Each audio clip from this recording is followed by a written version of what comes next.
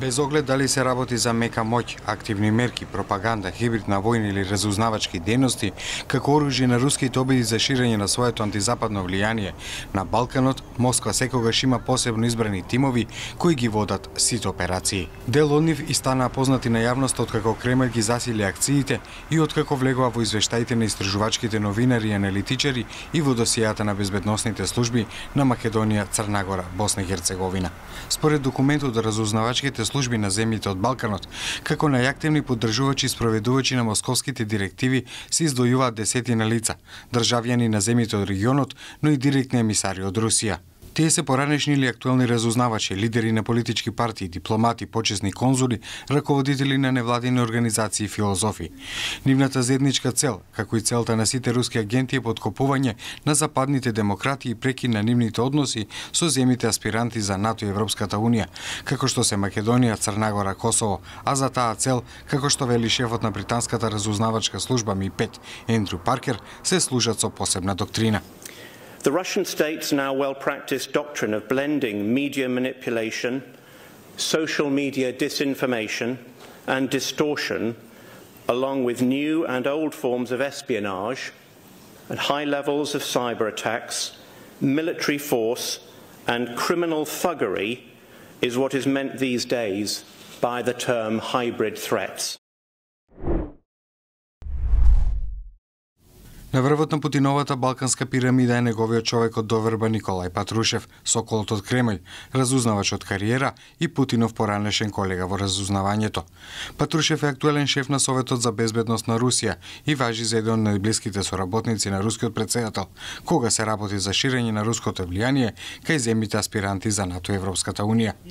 Според политичкиот аналитичар и познавач на руските прилики на Балканот, професорот Марк Галеоти, Патрушев е познат по својот огнен национализам, конспиративен поглед на светот и големо шпионско искуство. Според западните аналитичари и дел од западните медиуми, тој е човекот на Путин кој е одговорен за сите балкански операции, од мека моќ преку пропаганда па се до остри мерки. Истражувачките мрежи КРИК, OCCRP и поголем број медиуми го ставија Патрушев во центарот на приказната по обидот за пуч во Црна Гора и обидот за атентат врз председателот Мило Ѓукановиќ, кога според тие пишувања, лично Патрушев со дипломатски лет ги излекол главните руски играчи од Црна Гора. Според истите истражувања, ни најмалата акција во Македонија, Босна и Херцеговина, Црна Гора, Косово не може да помине без негов мониторинг. На листата е Игора Живалјевиќ, висок службеник на Српската безбедносно-информативна агенција и поранешен офицер за врски во Српската амбасада во Скопје.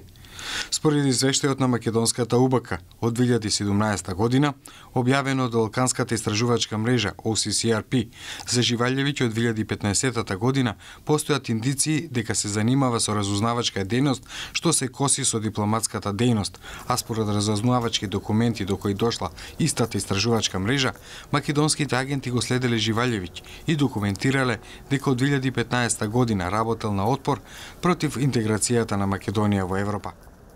Овој српски разузнавач на македонската јавност е познат и од насилствата во собранието од 27 април, но остана отворено прашањето во кое својство бил тој во македонскиот парламент.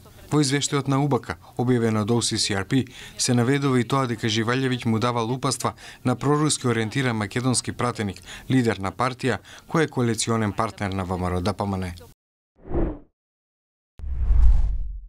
И Сергеј Самсоненко, најпознатиот руски бизнисмен во Македонија, се сврстува во оваа листа, поради како што објави Балканската истражувачка мрежа за организиран криминал, наводите дека со градењето руски цркви во Македонија бил дел од обидите на Кремљ за руско влијание во Македонија преку црквата и религијата.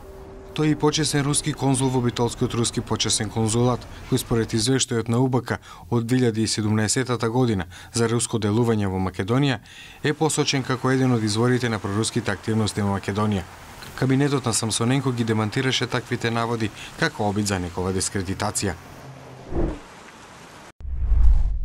Јанко Бачев, поранешен разузнавач, сегашен политичар. Според едни небитна политичка фигура, но според други, како што е еден од најпознатите американски информативни портали Daily Beast, тој е московскиот човек во Македонија. Зистиот медиум Бачев изјавил дека е против НАТО и дека не е загрижен за обвинувањата дека е агент на Кремљ.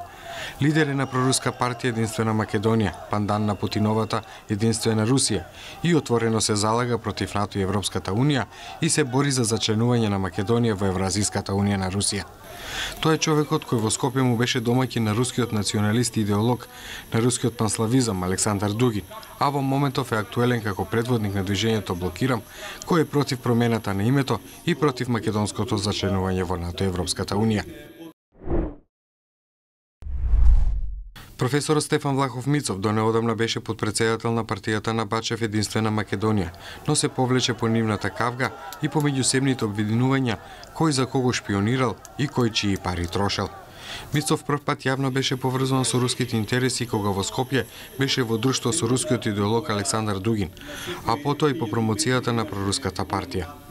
Со Единствена Македонија се раздели кога Бачев го обвини дека работи за УБК, а тој пак му врати дека парите што ги земал од русите не ги трошел за целите на партијата.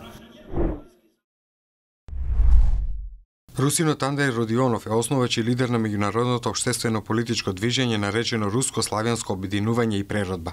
Неговото движење Русов се залага за обединување на сите словени во единствен сојуз на независни словенски држави околу рускиот народ, големата Русија и духовните традиции на древната Русија. Според странските медиуми, Родионов важи за проруски милитант, иако тој во неколку наврати го негира тоа на социјалните мрежи. Според неофицијални информации од полициски извори, Родионов бил во Македонија повеќе пати, како дел од неговата обединувачка мисија на Балканот. Неофицијално имал средби со Стефан Влахов Мицов, кој покрај неколкуте јавни прозивки дека се сретнал со Родионов, не одговара. Родионов, иако беше демантирано, неодамна се поврзуваше со предхристијанските тотеми на Скопско водно, со кои тој се фотографирал и кои беа споменувани во контекст на извршување верски ритуали на проруски организации и движења.